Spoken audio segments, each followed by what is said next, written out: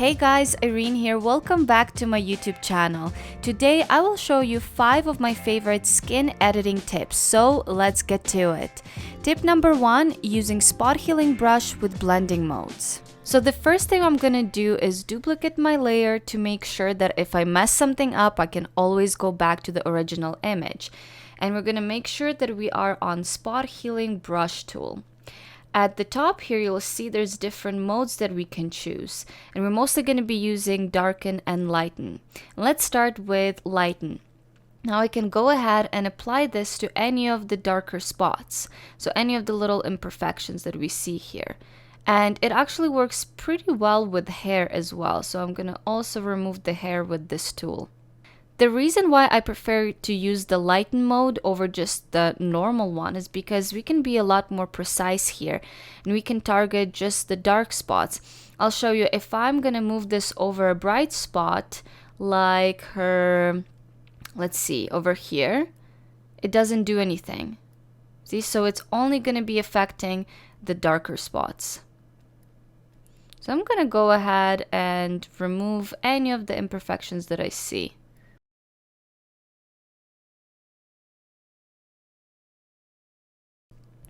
Alright, so here's a little before and after. As you can see, it works really well, but we now have some of the brighter spots that need to be removed as well. So I'm gonna just change the blending mode to darken, and now I can do the same to the lighter spots.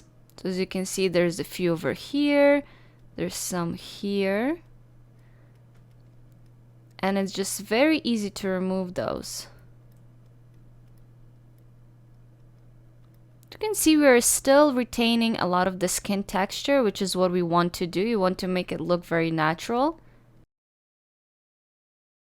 This also works really good on the lips. So if there's a lot of like flakiness on the lips, you can definitely remove that with this blending mode. Let's switch it back to the lighten. I'm gonna remove some of the darkness on the lips that we don't like. Let's see the before and after. So you can see that was really easy and quick, and the skin still looks like skin. We have a lot of that texture retained. This is why I really love using this technique. I will say though that this works really well for small spots, and if you have bigger spots to remove, I'm going to show you another tip. So tip number 2 is using a patch tool. Again, I'm going to duplicate my layer so that I can always go back to the original image in case I messed something up. And let's zoom in here on her legs. So we have a little bit of bigger spots that we need to remove, and I'm going to show you how easy it is to do with a patch tool. I absolutely love using it, especially if you want a really quick retouch. So we're going to switch from the spot healing brush to patch tool right here. And the way it works is that you're gonna circle up the imperfection that you want to remove and then move it to the spot where the skin is clear. And voila, look at that. So we just removed that big spot. And we can do the same for any of the bigger spots. When you get comfortable using the patch tool, it actually goes so quick.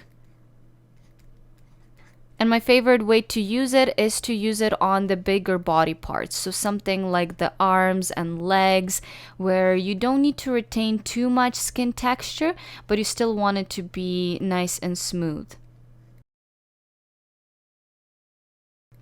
Sometimes you're gonna need few more passes on a spot that needs to be cleared up. But again, it goes actually really fast when you get used to using it. And let's look at the quick before and after.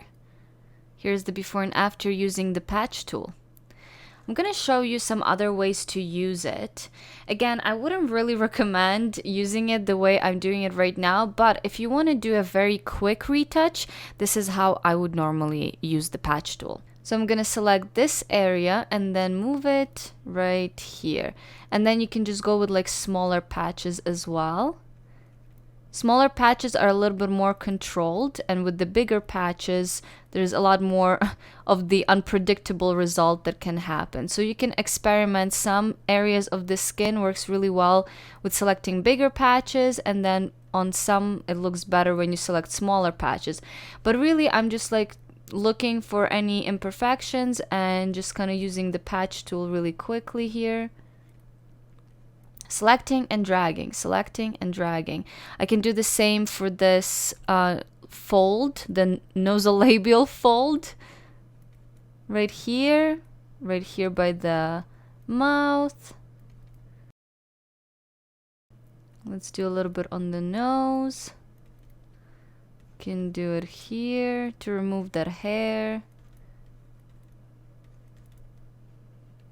So this is just a very, very quick retouch. Oops.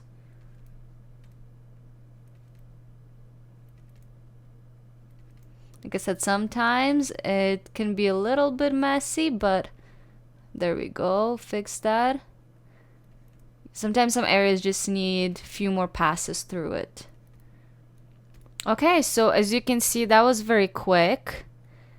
And then if you feel like you did a little bit too much, what I really love doing is lowering the opacity on that layer that you were working on. So you can make it a little bit more natural looking. So I lowered the opacity to 65%. And there we go. Here's our retouch.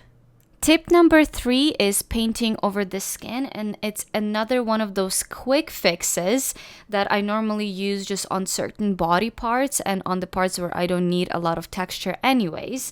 So we're gonna do it here on the model's arm. Nothing wrong with the veins, but if you want it to be smoother, because we applied some of the filters that are very contrasting, so it makes this area look a little bit weird. What we're gonna do is we're just gonna take the, well, first of all, we're gonna duplicate the layer. There we go. Now we're gonna take this eyedropper tool and we're gonna select an area here, not too much in the highlights and not too much in the shadows, just kind of in the middle. I'm gonna select this area right here. Now I'm gonna take the brush and I'm gonna make sure that my brush is set to soft, round, pressure, opacity, and flow. We want this brush to be as soft as we possibly can. And now I'm just gonna go ahead and start painting over this color over the arm. You can also lower the opacity here. If you're using just a mouse, I'm using a tablet, so I don't need to do that. But yeah, so we're just gonna paint over. You can even paint over the arm a little bit more. Okay, and let's look at the before and after. And let's just zoom out a little bit and see what that looks like. So as you can see, it just kind of softens up the skin and makes it a little bit easier without like a lot of retouch. So again, this is not something that I do a lot, but for these situations where I want a quick fix, I will just paint over the area of the skin with the same color. I'll show you here on the other arm as well. Let's select this color, and then with the brush, let's just quickly paint over. Okay, and this is the before and after. Our next tip is about color matching the skin. So if you can see here, if we zoom in, this patch of the skin is a lot darker, but not only is it darker, it is slightly different color. If I select this color, it's almost gray, and then this color right here, actually, I'm just gonna show you really quickly, because sometimes it's hard to see. Let's take the brush. So let's select the color here, and I'm gonna paint it right here. Okay, and then let's select the color here and paint it. So as you can see, this patch is very gray, and this patch is a lot more warm toned. So we want to make sure that we match the skin tone. You don't have to do it in everywhere, right? Because sometimes where we have shadows, the skin is going to be more cooler toned, and then when we have highlights, and so yeah, it's normal to have variations in skin tone, but in some spots sometimes it's very visible and we want to color match it, just like here. So I'm going to show you how to do it very, very easy way.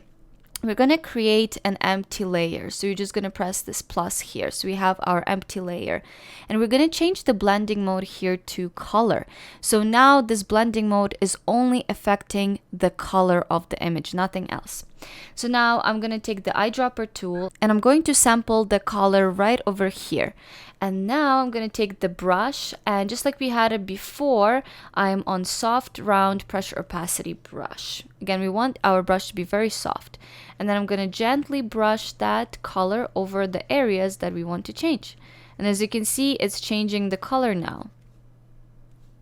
Here's the before and after.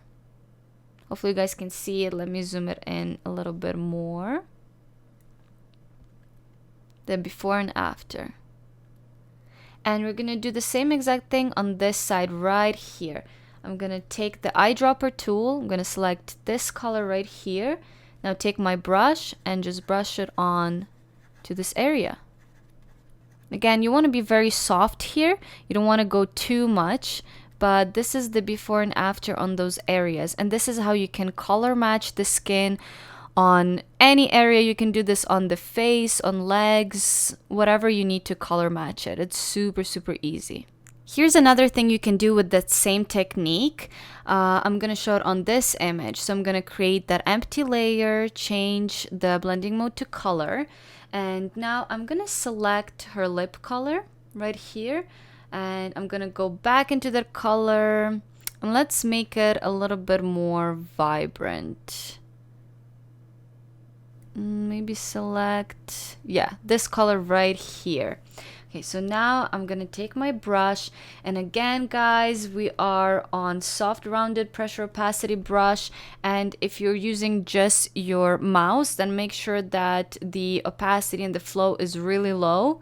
But because I'm using a tablet, I don't need to do that. So I'm just gonna lightly brush this color onto her cheeks.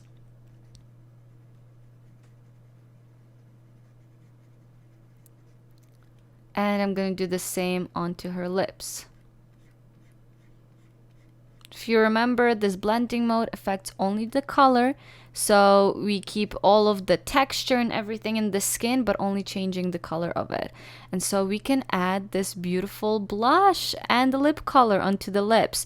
You can do the same with like making the eyes more green or making the hair more red. Actually, let me show you really quickly how to make the hair more red. We're going to select this right here, and then we're going to make it, let's make it more red. Yeah, like this color, this nice orange color. And then I can just brush it on to my hair.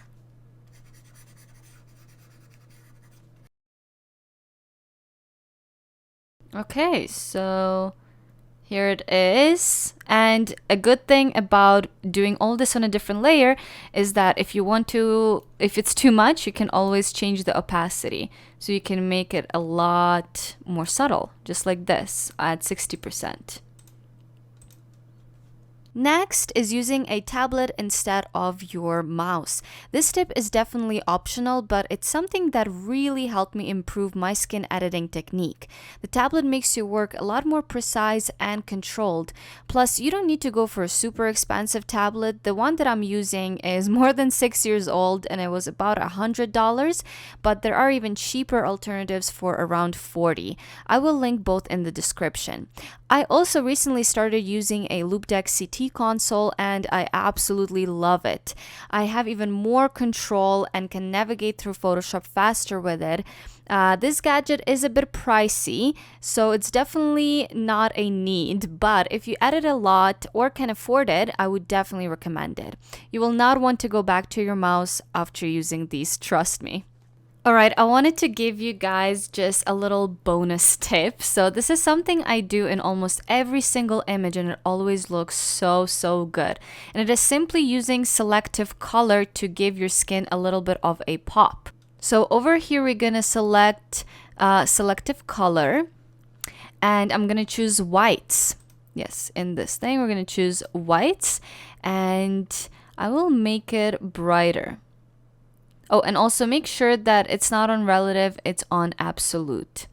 So I'm gonna bring it up just like this and look at that.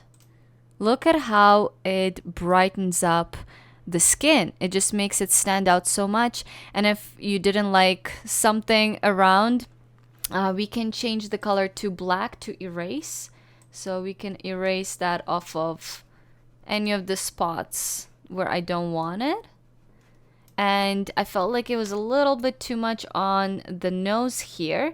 So again, you can lower the opacity and erase that a little bit off of the nose and a little bit off of here. And look at that. So this is just with the selective color. Let's erase it over here as well. Okay, there we go. So this is just using the white and the selective color and bringing it up, and look how much dimension it brings to the skin. It's one of my absolute favorite hacks, like skin retouch hacks.